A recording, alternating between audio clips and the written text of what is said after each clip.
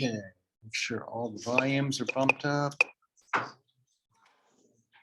Everybody's here. Okay, so good afternoon. And on Friday is a second scheduled exam, and I'm going to briefly review the topics of that. Josh, I think, will be available in lab time to do online tutoring. We'll see how far we get. I'm pretty doped up right now, and yes, I'm saying that in the recording.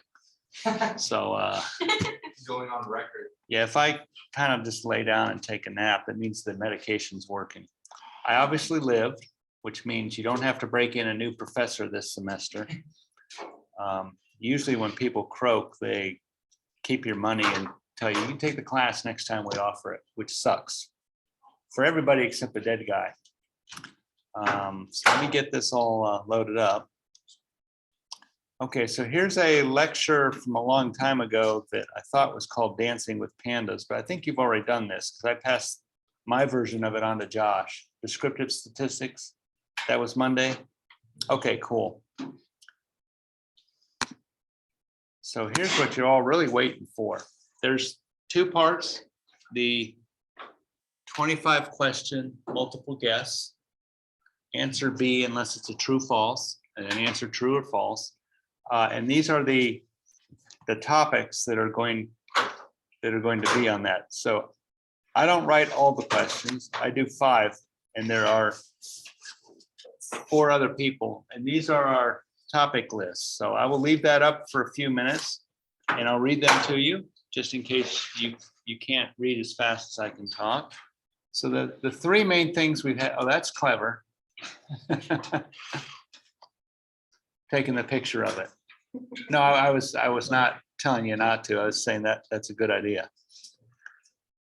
I'm gonna have to work on a way to make your phone work all weird. So the 3 main things we've covered since the last examination are plotting, NumPy, and pandas, not necessarily in that order. And so first, talking about NumPy, what does NumPy stand for? Numerical. Yeah, that's what I told you. The questions of that aren't necessarily going to be exactly like that, but more like truth, justice, and the American way. There'll be a question or 2 on how to create an array. It'll probably be of the style, consider the script below, which instruction will create an array of the particular properties. Be questions on how to replace an element in an array. How do you do that?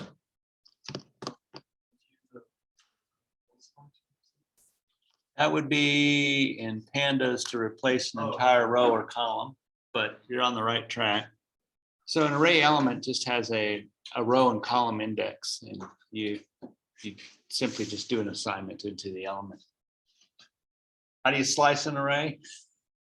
Early and often for the katana. You can rest assured there'll be slicing array questions because that is surprisingly important. And we practiced a little bit of that on our last exam unintentionally when we were doing the string reversals, which is a type of slicing. So go review those. Go review how to multiply arrays because there's at least a couple of different multiplication methods. There is element by element multiplication, which is different from matrix by matrix multiplication. Not only is the syntax difference, but the outward goal is different. Adding and subtracting arrays, that's kind of no-brainer. And inverting arrays, it's easy. You pick them up and you turn them upside down, invert it. Now, read how to do inverting arrays. Anyone recall how we inverted arrays? It was a rather complicated instruction because it had 2 dot functions in it. Anyone remember what they were? Surely in a group of 30, someone remembers. NumPy dot linalg dot inv. Good, you're good to go. Still no. And then determining the size of the array. Hassan, how do we determine the size of an array?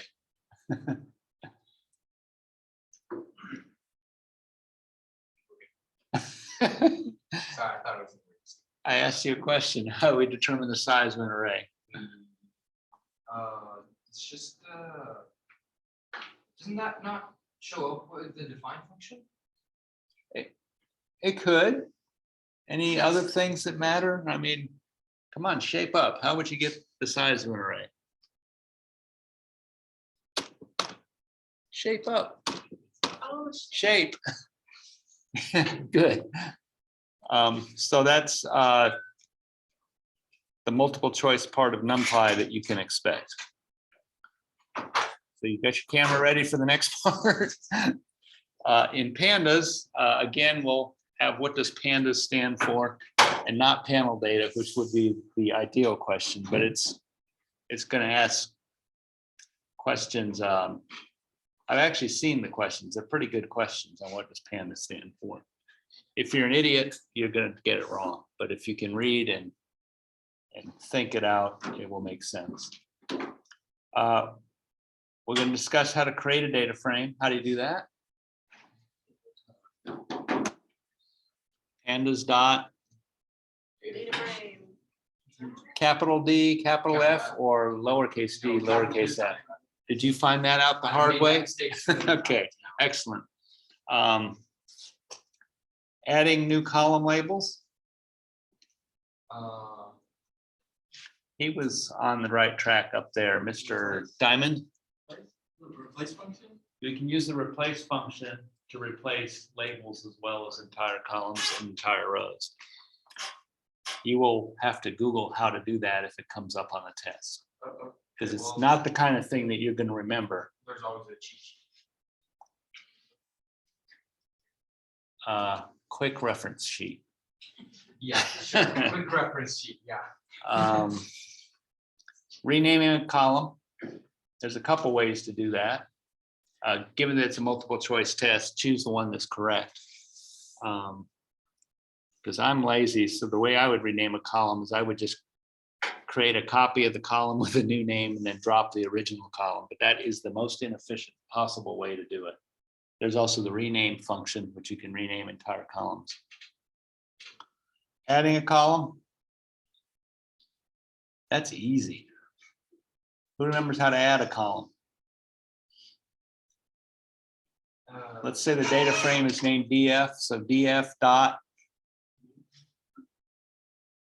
square brackets, give it the name of the new column, set it equal to one of the existing ones, done. Or set it equal to the NA function, or set it equal to the 0, the 1s, or the, was there a 2s? Well, whatever. Adding columns is pretty trivial. Heads and tails.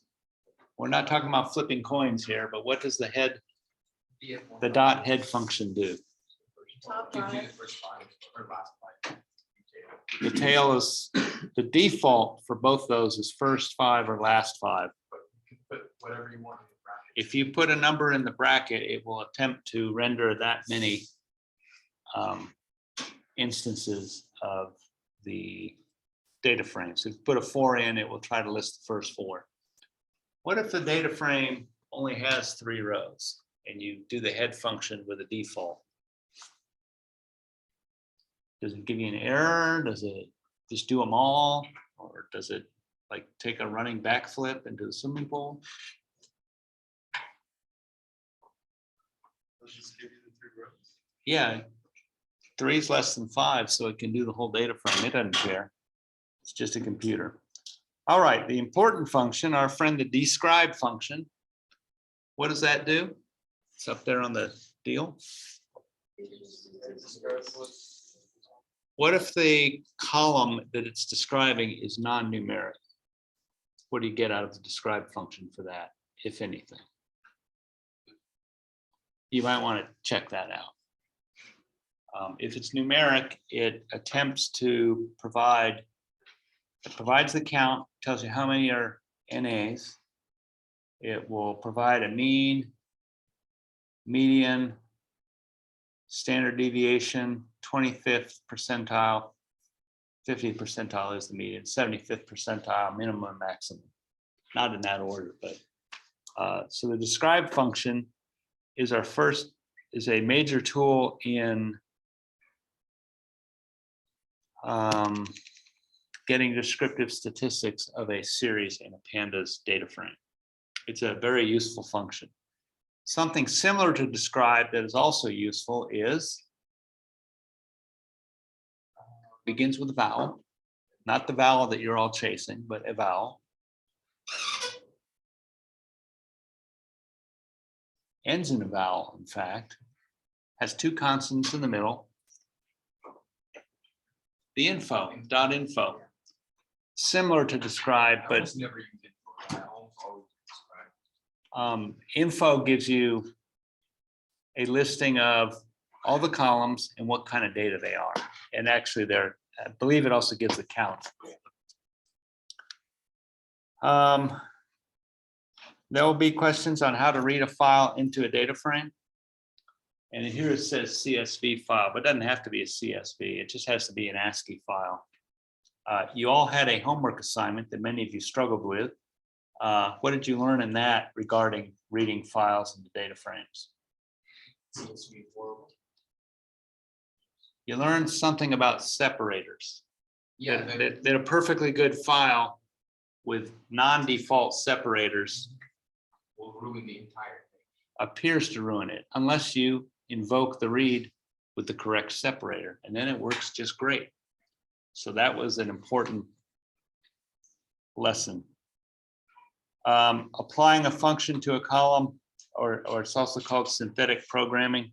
Let me go back to the notes on that so you can, because we did an example. Actually, I didn't do it. I think Josh did the example. Although I invented the example, but that's okay. Let me find it. Wait for it. It's coming around the guitar any minute now. And you'll notice this particular part of the notes could be really handy. So you might, here we go. Here's an example synthetic program. We created a function. In this case, we call it the ×2 function. And it takes as a single argument x. In this particular instantiation, x is a placeholder. And what we're doing is returning x times the constant 2. And then to apply the function to a particular column, we simply use that syntax. Name the data frame, identify the column, use the apply, symbolic apply function, and then tell it the name of the function you want it to apply. And in this particular example, it's stupid, but it's a very powerful technique that used to be called synthetic programming. It probably has a new name now because everything old is new again. That could be a song. That's been done. So questions on any of those? None? Good. Okay, matplotlib library. That's kind of the latest stuff where we looked at plotting data and we examined a few different kinds of plots. We had bar charts, line charts, scatter plots, and histograms. So what is a bar chart most useful for? Of all the kinds of data that you might encounter, when would you use a bar chart? And if someone says something smart aleck, like when you're in an adult beverage situation, I'm going to throw something at. Actually, you have nothing to worry about today.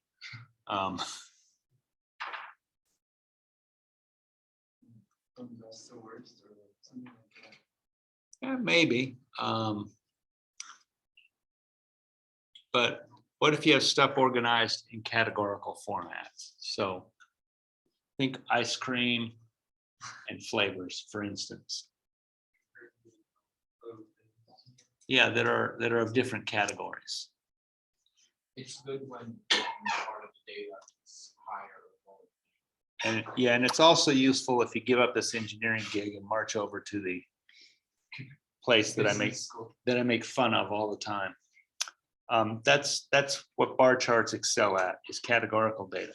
Something that kind of looks like a bar chart, but it's not, is a type of chart that lets us evaluate behavior of collections of things. So I'm trying to avoid actually saying the word. What kind of chart would that be?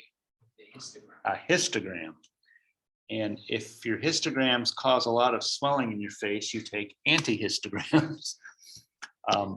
We'll look at a couple of histograms in a second.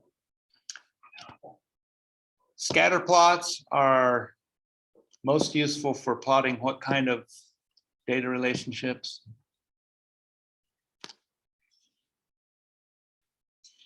Models or observations?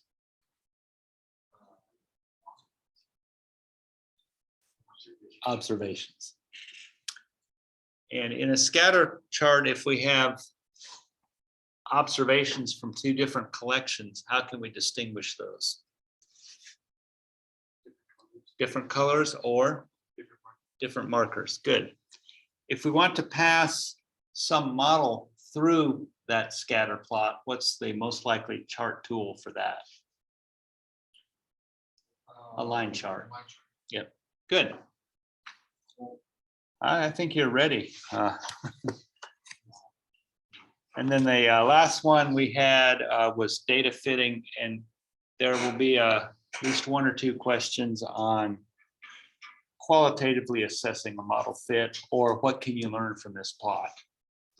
So those ones don't freak out on them or try to answer them too fast. Read the question, look at the plot, read the question again, and figure out what it's actually asking. Because once you do that, the 3 of the 4 answers are obviously stupid, and you'll be able to do Who Wants to Be a Millionaire by selecting the one that's not stupid. Okay, that's the multiple choice part. Did leave something up here so that we can experiment with some of those things. So let's imagine that we're going to mess around with this case. What is it likely that we're about to engage in, just from the code that you see up there on the screen? Are we going to go NumPy, or are we going to go into Pandemonium? Looks like Pandemonium, and actually it won't run unless I make a quick change. So let's go ahead and do that.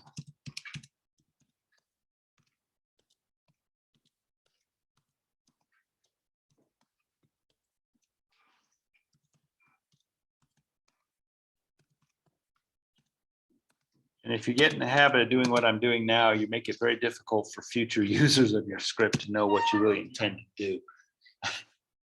Because you don't know which, but this will get us all things. So I'm going to go ahead and grab a file, hopefully load it in place and not get the pink screen of failure. Looks like we have success. We'll find out right now. And we've seen this before. So one of your homework exercises, it asks you to produce 2 histograms, and it said put them side by side. But let's take a brief step before that. What if you wanted to show 2 histograms on the same figure? How would you do that? In Matplotlib, it takes 15 lines of instructions. How would we do it here? Pretty sure if I just redo the data frame, I do mom or dad. We'll do the fat hers. A-T-H-E-R. I'm going from memory, so I may be making a huge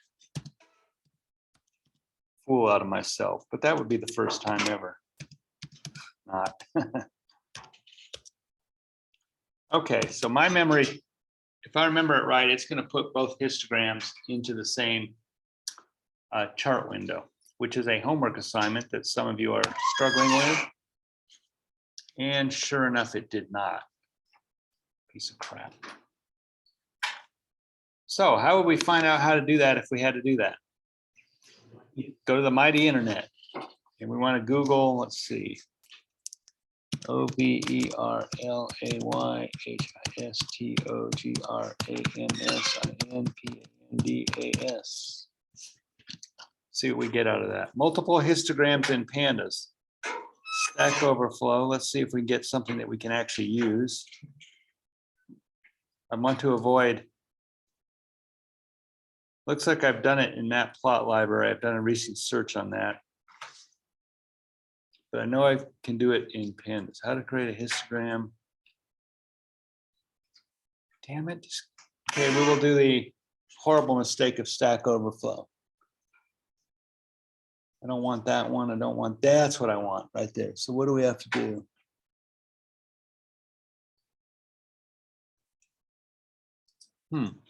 That should have worked.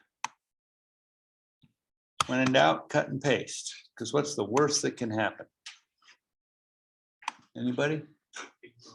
Pink box of failure. So we reported all that. I already have pandas. I've done NumPy. Let's see if that still is not doing the overlay. It's got to be something I'm doing wrong now. Okay.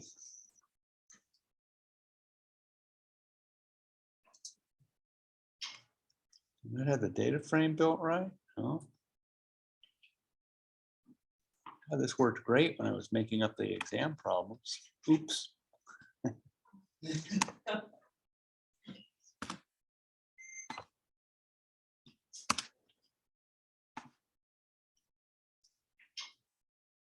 That is bizarre.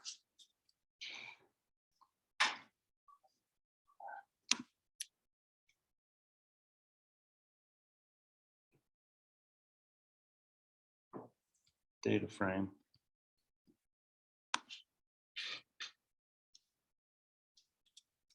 I wonder if it's because I got that. Getting there. We'll go ahead and do it there we go. My bad. I had a piss poor call. And so now we have the two histograms laying on top of each other. Any visual problem with that? Yeah, it kind of, the orange one is kind of crowding out the blue one. So the trick to that is we can set our alpha channel. So alpha, think of it as a metric of opacity, how opaque it is. If we lower it to a half, you can see them through each other. Unless that is the wrong command. Sweet. And now that's a better representation of a histogram. And you can do that with 2, 3, 4, and so on. So looking at those two, we don't have a legend here. If we had a legend, we would be legendary. But let's go ahead and bring my bin count. Bins equals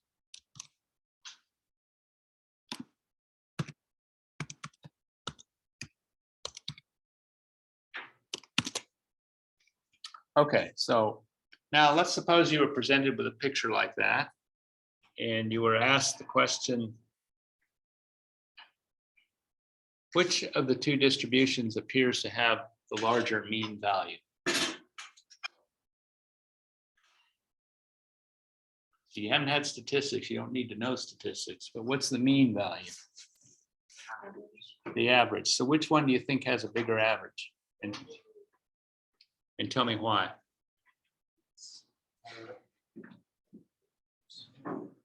You're misinterpreting it. Try again. The average is somewhere between 62.5 and 77. So the average is going to be where two distributions balance. So which one appears to balance further to the right than the other one? The blue one, correct. Which the two distributions appears to have the biggest standard deviation? This is a test of Josh's ability to teach you all nothing.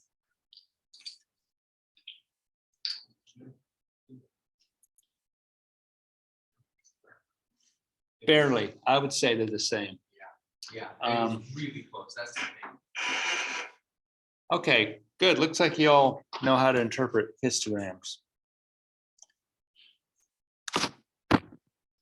Okay, what else is on the cool stuff? Yeah, that's the longest 26. So we did creating a data frame. Let's suppose for some reason we wanted to rename the child column as something else. So, Mr. Diamond, tell me how to rename the child column.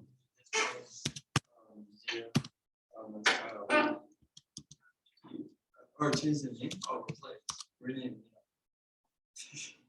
Now, what are we going to rename? Kid. And what's the syntax at this point? When in doubt, we go over here and PANDASRENAME column.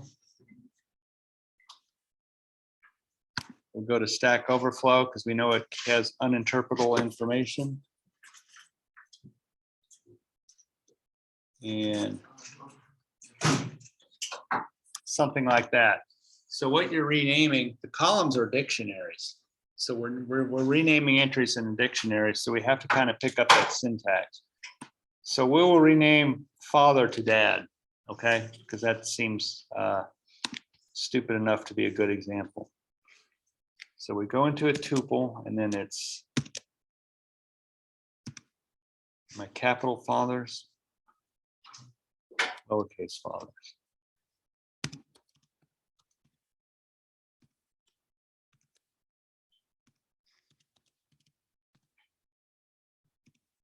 So we'll rename our father to daddy.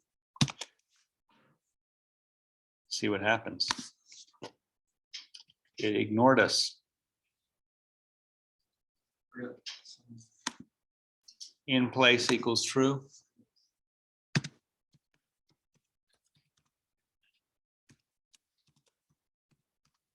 Think that's going to work? I don't know either. The best way to do is just try it. Ooh, that was terrible. I didn't do anything right. Axis equals 1. We got to get the axis. When in doubt, copy.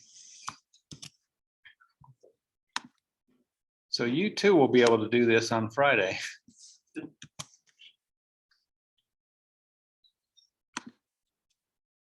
Okay, rename father to daddy. And then let's look at the data frame. Yay. So that's how to rename a column. Renaming a row is a little bit more elaborate. It's basically the same command, axis equals 0, in place equals true, and then choose the new row name. So let's, of course, what these row names are indexes, so that would be kind of stupid. Let's see what happens, however, if we do row 174 to Freddie. Gee, Freddie. I don't know what's going to happen. It might actually break it. Yeah, it didn't do anything. But there is a technique for renaming rows. I think you might actually have to type rows equals. Something like that. Yeah, that's not it. But where would we find out if we had to rename a row? Mighty internet. Okay, I have another data frame here. I'm going to run if I can figure out how. Oh yeah, shift enter. You piece of crap. How's your profanity collectively coming along? It should be better. It's working. The more errors I get, the more I get to practice it. But, yeah.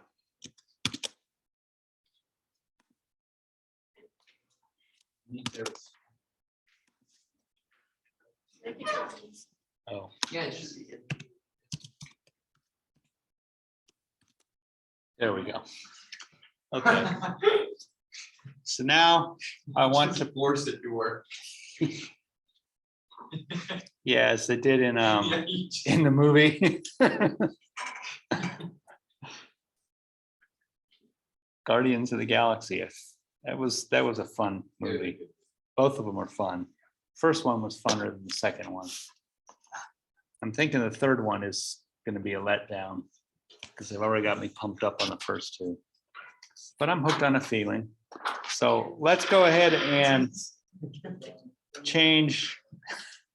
Let's change the name of the first row. Let's change it from A to Fred, for instance. So how would we do that? We go back here and we go to pandas.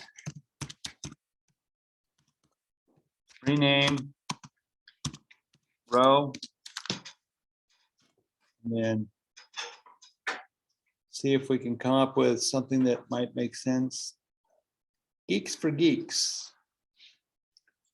Pandas rename is used to rename any index, row, or column. Oh, that sounds promising. So Mr. Diamonds, I am referring to the right person, right? Yeah. Okay. Good pain medications. I should probably be laying in bed or driving.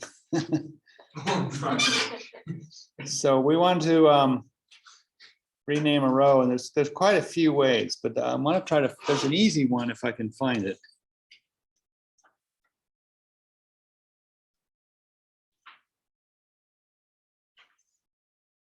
But that was not Stack Overflow, or is never the way to go. Change column names and row indices.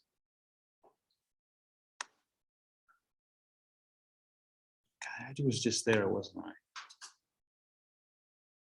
Renaming row and column names. So our third thing, Pandas Cookbook. Oh, and they're trying to sell it to us.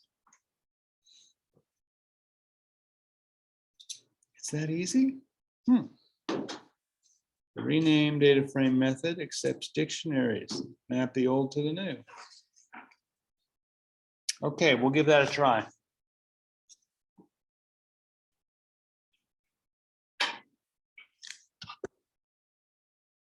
Movie rename. Wait, there's more. There's a super easy way to rename a row. It's so easy, I've forgotten it. So we're now in our fourth data frame, index names, new names. Come on, you were just there yesterday. What happened? The internet break? Oh, I bet you it's that the Russian Federation again. Bastages.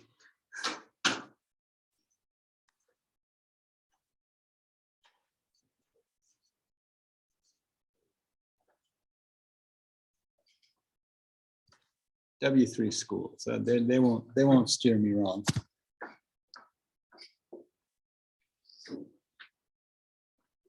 Okay, we'll do it their way.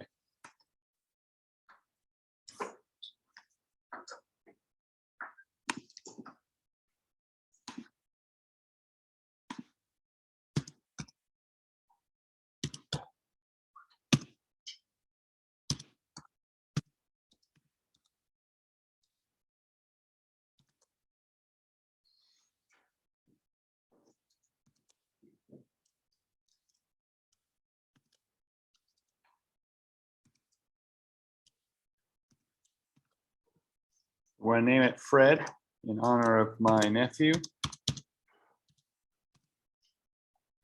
Last name Kruger. And then we got to pick the right axis.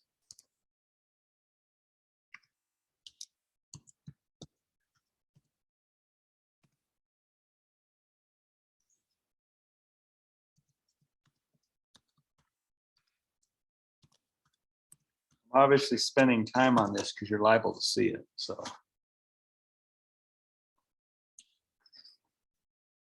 it's not going to run unless I turn that to, it is a code cell. It is bizarre.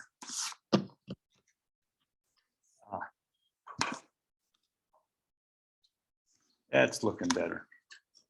Because reds, you don't like reds.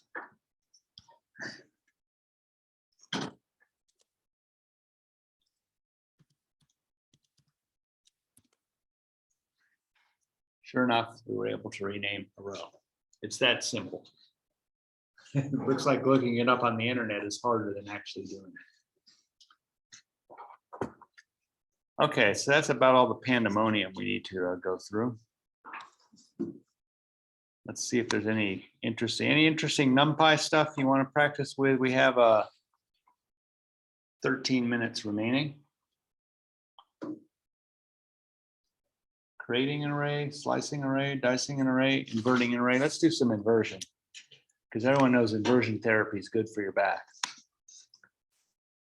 So first we need to create an array. So what do you want to call it?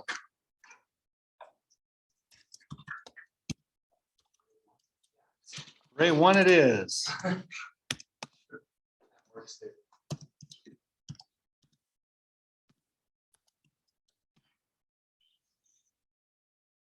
I think it goes in a tuple.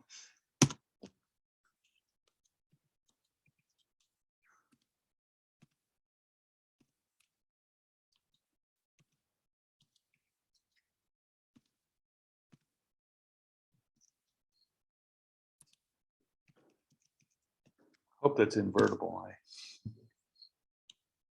Yeah, I think that is the syntax. So what does it look like it's going to construct? A matrix? How many rows? How many columns? They didn't construct anything. Yeah, it got pissed at me. Array takes from 1 to 2 positional arguments, but 3 were given. Okay, where is the fuck you button?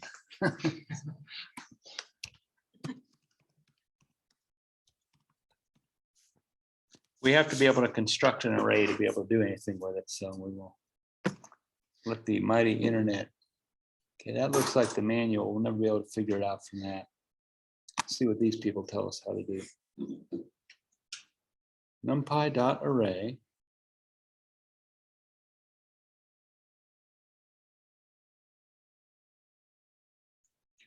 can always just make it 2 independent. Yeah, I know, but that I want to do it the logical I way. want to do it.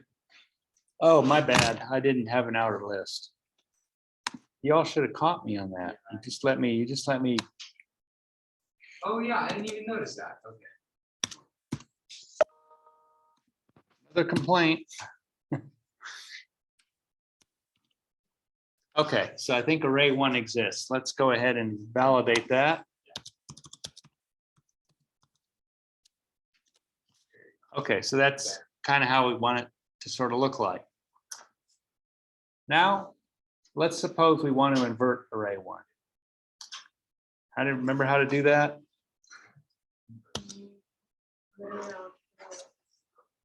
So first thing, we have to spell it backwards. So it's ENOYARRA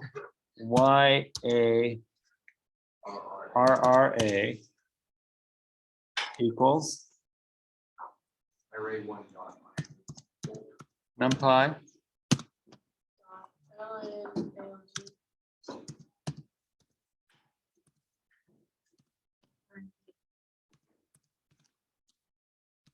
I'm buying this gal's. The only thing I know. If you only got to know one thing, you might as well know Yeah, that. Prepared for the one thing. The one thing. And sure enough, ENOYARRA exists, and we can look at the contents of ENOYARRA. ENNOYARA. It's 2 R's. 2 R's in 1 N. You try this with strong narcotic painkillers. Okay, so there's ENOYARRA.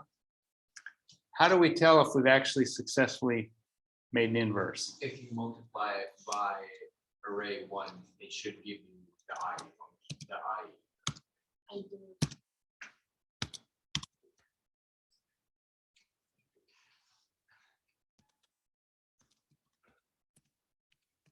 I wish I'd have made this up as the actual problem. That would be really cool. ENOYARRA. Yeah, you gotta invert the variable too.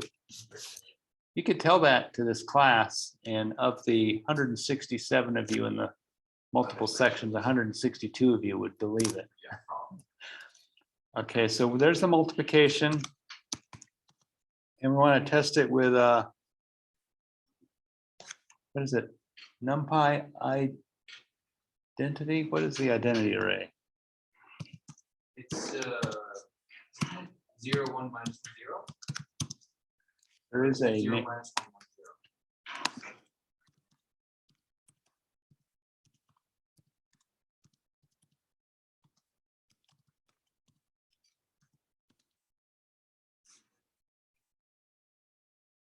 internet's struggling today.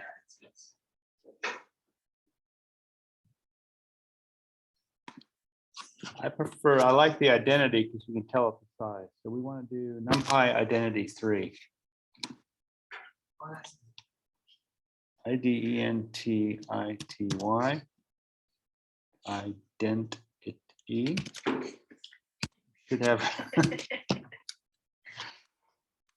And so if they return a value of true, then we have indeed found an inverse. Damn, we're good. Look at that. That's We so we- beautiful. we are Why awesome. did it do that? Well, good, because it was validating that each entry of the array is true. Would it not just print true ones?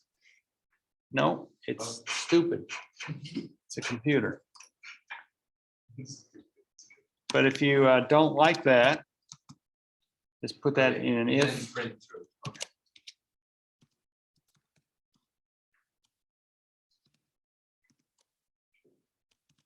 Yay.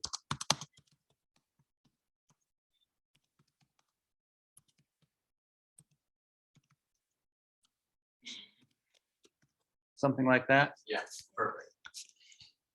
The Okay. truth value of an array is ambiguous. Use Just use a dot all. Yeah, exactly. Just a dot all should be fine. Or a dot a. I like my way of doing it. Use a dot any or a dot all.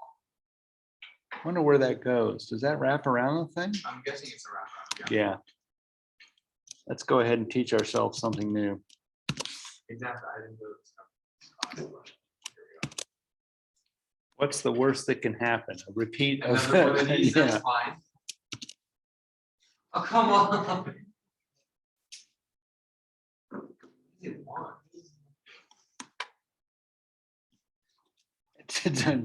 You never know what they want. No.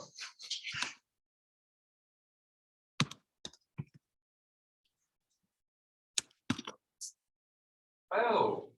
I would never have guessed that from the error No, message. no, not at all. So in this case, when everything evaluated is true, we did it, you dumb.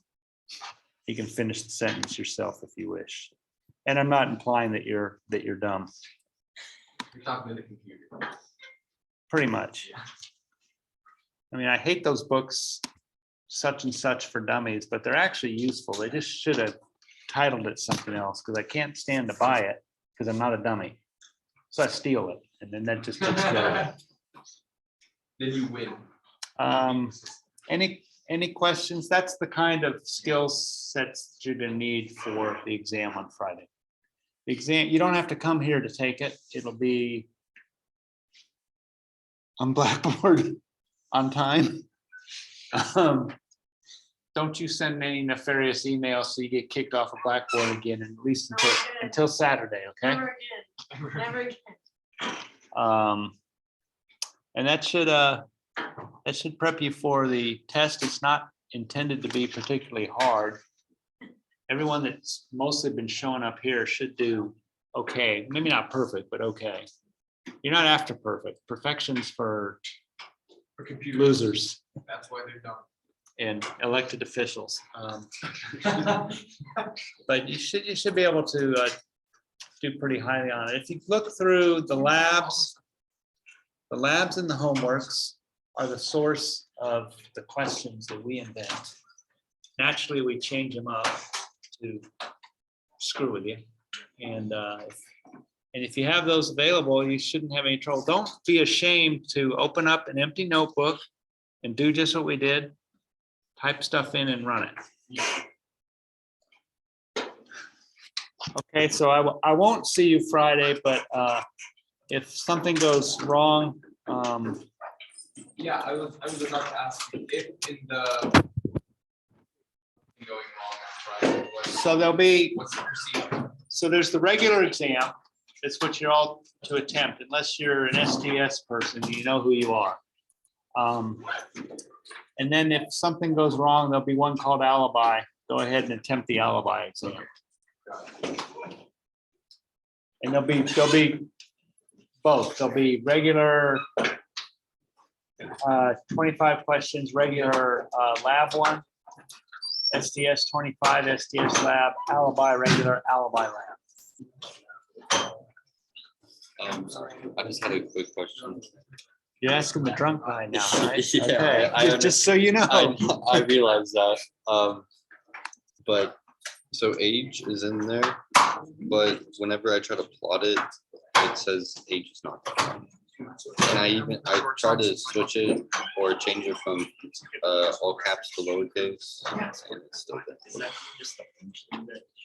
There's one orange thing that's for. Why don't you put it in quotes? NumPy. Oh, The one for pandas is blue. And there's another one that's green. There's two ones. They're immensely good. They're so, like, Unrecognized character We weren't and able to format go string. through any of the last. You don't want to. Okay, figure out what's wrong. Yeah, I was gonna. they're just, they make everything. Color is blue, markers, Yeah. triangle, alignment equals 1. Yeah, sure. You go down. That's weird. Yeah, and the same code worked for like this one. For map. It's just I changed. Oh, wait a minute. And Those are actual lists. So is age part of a data frame? Yes. I think you might actually need some more. One of them are Either plotting it in the data frame or plotting it in map plot. So but I did plt.plot. let me try it. I don't think it knows that age and 2010 are lists. So would I just have to make them lists?